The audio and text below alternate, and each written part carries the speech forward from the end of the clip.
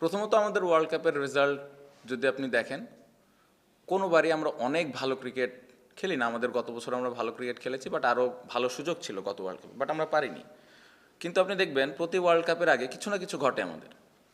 So এই জিনিসগুলো আমি অ্যাজ এ প্লেয়ার হিসেবে বলতে পারি, 2-3টা ওয়ার্ল্ড কাপ যাই খেলছি আল্লাহর রহমতে ইফেক্ট পড়ে। এখন আমরা ওই যে অ্যাক্টিং করি যে না আমাদের কিছু হয় না, আমরা হেভি প্রফেশনাল ক্রিকেটার, তো এটা আপনারাও বোঝেন যে আমরা অ্যাক্টিং করি, এটা ইটস নট ইজি।